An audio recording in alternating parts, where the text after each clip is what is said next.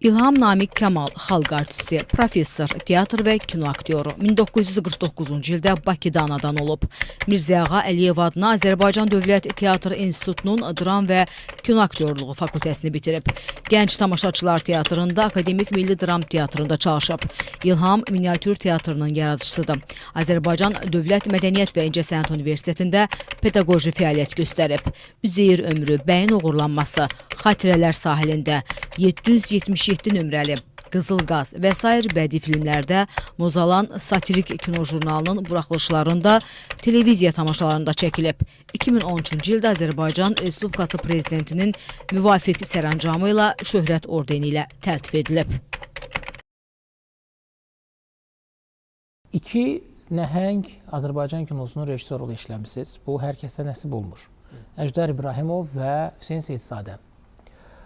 Və maraqlısı da odur ki, hər zaman teatrda dramatik rollar yaxud komediya rolları ifa edən İlham Namiq Kamal iki filmdə də özünü kino aktyor kimi təqdim etməyi, satmağı bacarıb yaxşı mənada. Yəni, inciməyin bu sözdən də, çünki bizim sənətdə bu satış vacib məsələdir, kino kommersiyadır. Gəlin ondan başlayaq ki, necə oldu ki, sizi Əjdər İbrahimov gördü, Hüseyn Seyidzadə gördü.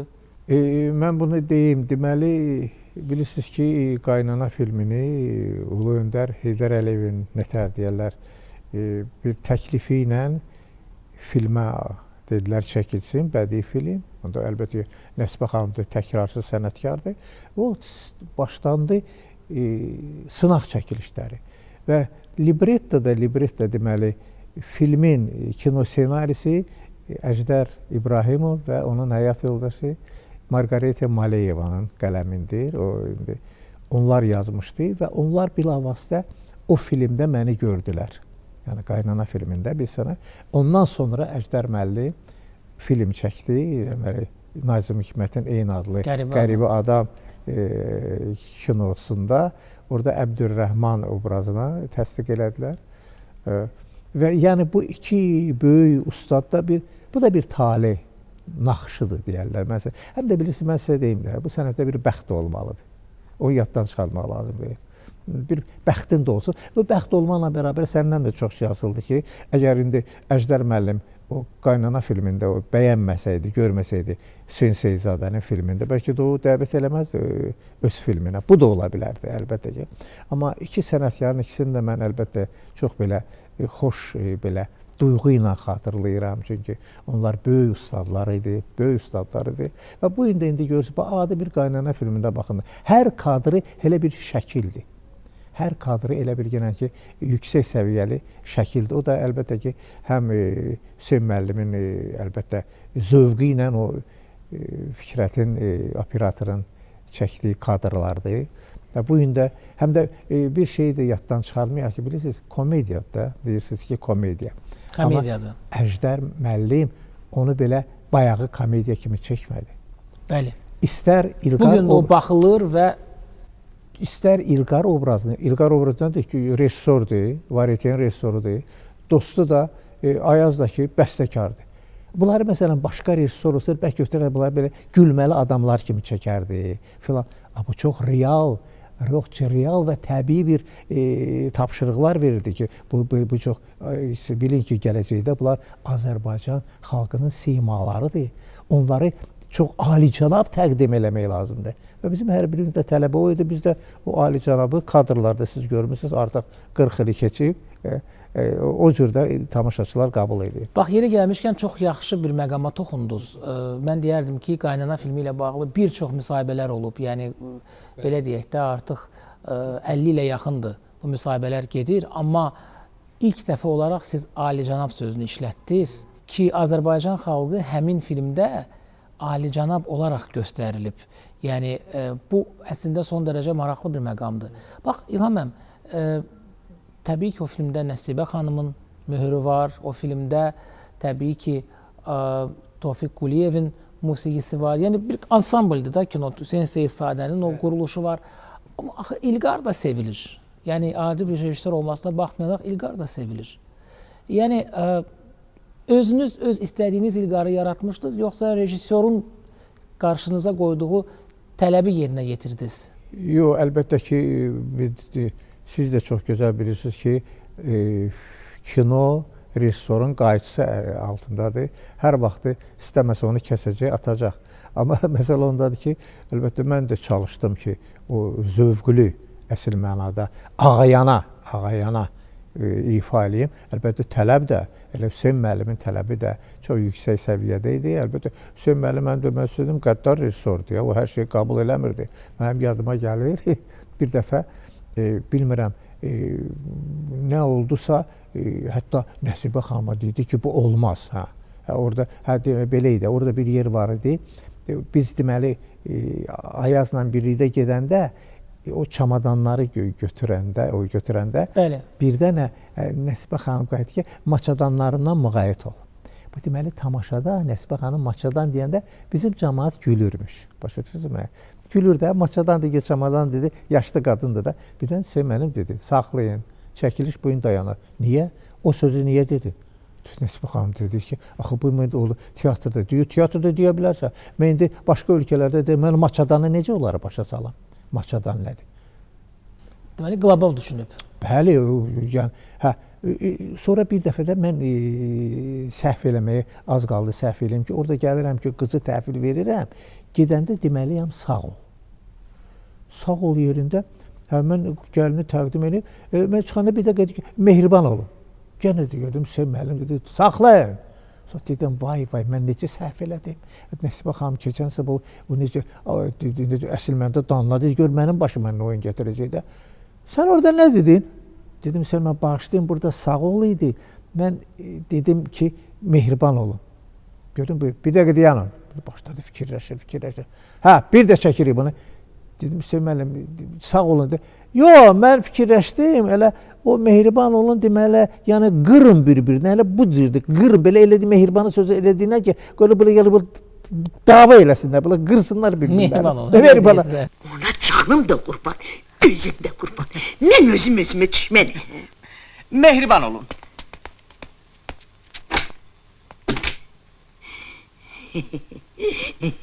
İndi siz təsəvvür edin ki, o film gedəndə çox cəmaət elə bir-birinə nəsə bir hadisə olur, mehriban olur. Yəni oradan qalıb. Oradan qalıb. Yəni bax, hər şeyi 100 dəfə ölçüb, bir dəfə biçən bir rejissor idi. Hər şeyi belə, indi ola bilərdi ki, mən dedim, ay Allah, yaxşıdır, mən səhv-zad eləmədim, yoxsa rejissordur da. Bilirsiniz, filmin rejissoru çətin məsələdir orada.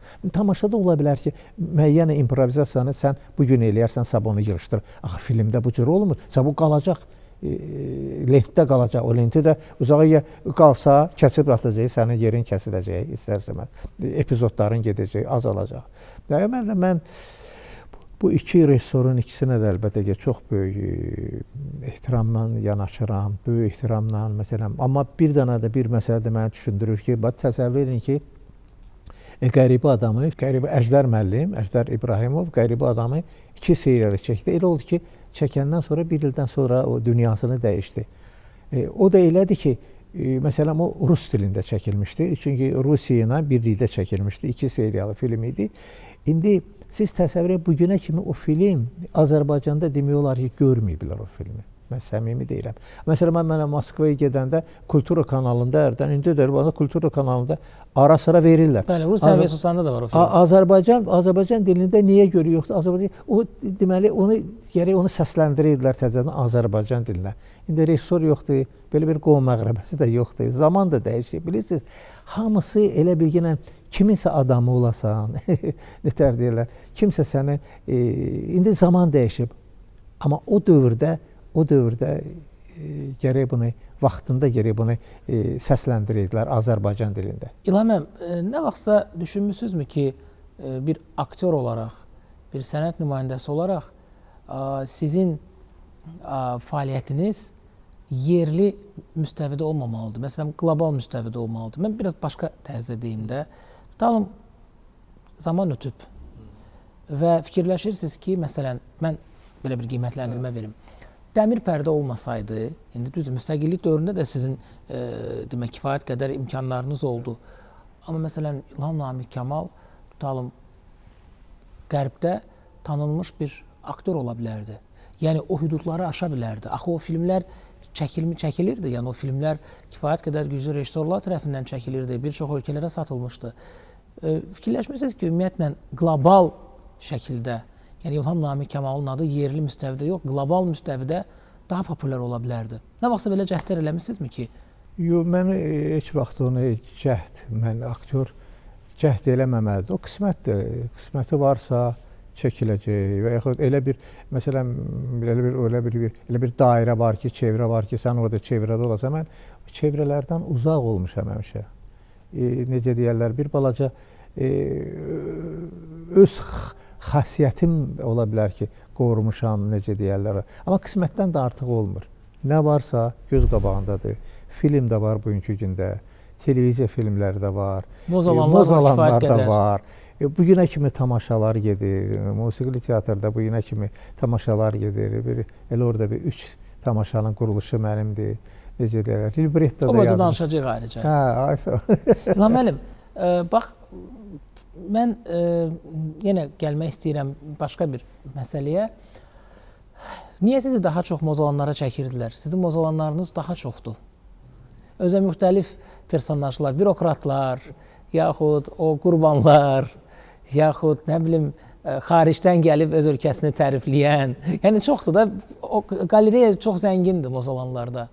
Nə ilə bağlı idi bu? O da tanışlıq vardı, yoxsa doğrudan da artıq o vaxt rejissorlar, aha, İlham Namiq Kamal bunu yaxşı ifa edəcək. Yəni artıq sizin sorağınız keçirdi. Mən sizə deyim ki, elə bir kinostudiyada rejissor olmadı ki, onların çəkdiyi mozalanda mən çəkilməyim. Yəni bir nəfər, onlar bilər ki, o tanışdırmışsın, nə vaxt ola bilər? Bir nəfər çəkirsən.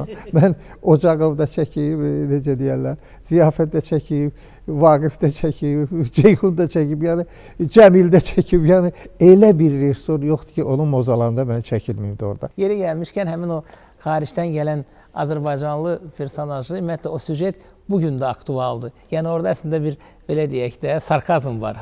Ki, yəni xaricdə mən bunların heç birini görmədim, amma yenə qayıtdım və burada bunların hamısının şahidi oldum. Dadaş Bala ilə aranızda oxşarlıq var. O tamaşa Azərbaycanın silkələri yeri gəlmişkən o bilet tapılmırdı, yadımdadır. Mən o uşaq idik biz. Elə 6 dəfə Heydər Əli sarayında getdi. 6 dəfə. Dadaş Bala isə nə qədər doğmadır, xarakter baxımından? Bu da bir xarakterdir də indi.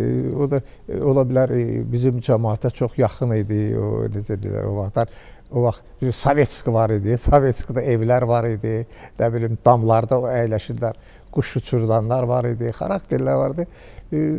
O da Hüseyn Ağa Təkçiyevin maraqlı bir layihəsi idi. Rəhman Əlizadənin qələmindən çıxmışdı əsər. O maraqlı bir əsər idi.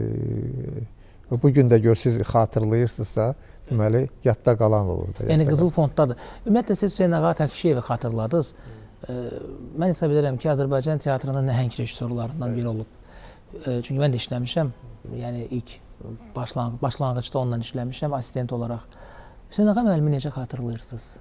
İndi bayaq dediyim... Dost olmuşsunuz həm də yaxşı. Mən indi bayaq dediniz, aktyorlardan siz sual verdiniz. Məsələn, mən xatırladım.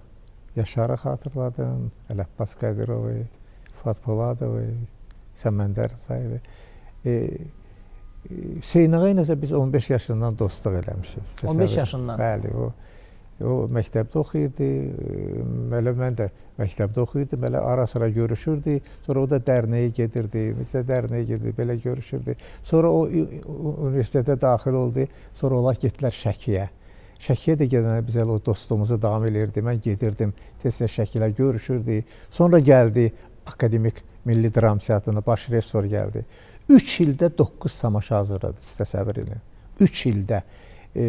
Yəni, çox maraqlı onun layihələri var idi. Və dost kimi də Hüseyn Ağa təmiz insan idi. Həddindən artıq tərbiyəli adam idi, bilirsinizmi? Onun ancaq qayəsi sənət. Sənət. Tamaşa hazırlayım.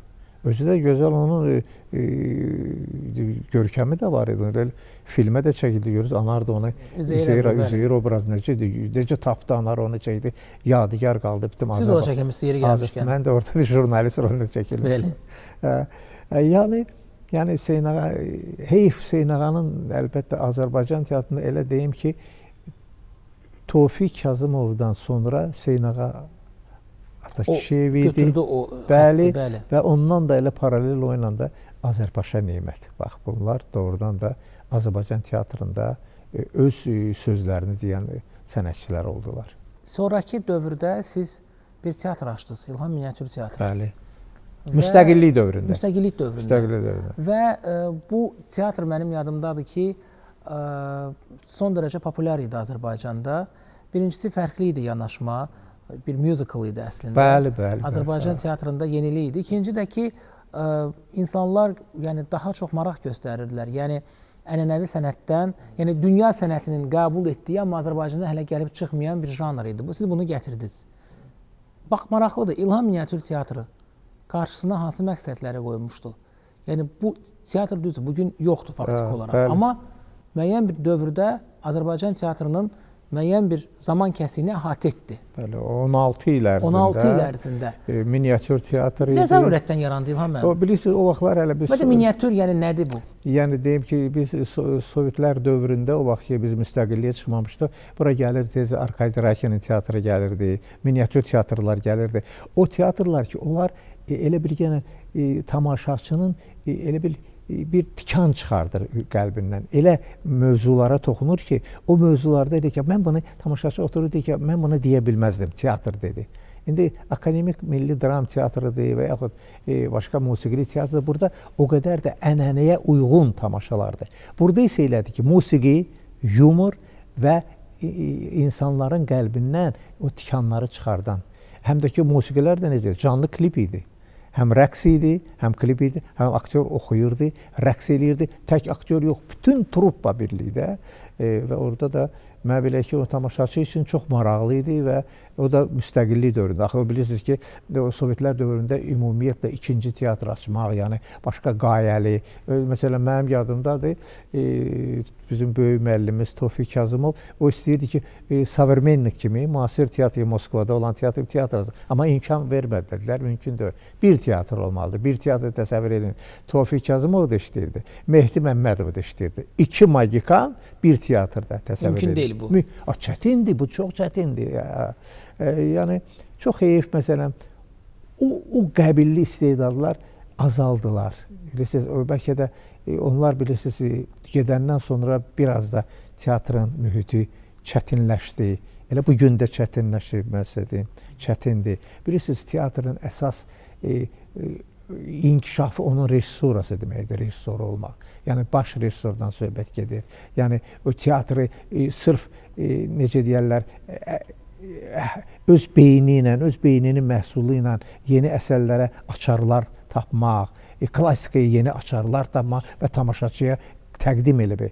O mənada bugün də ola bilər. Ümumiyyətlə çətindir. Bütün dünyada bu saat deyim ki, teatrın vəziyyəti o qədər də yaxşı deyil.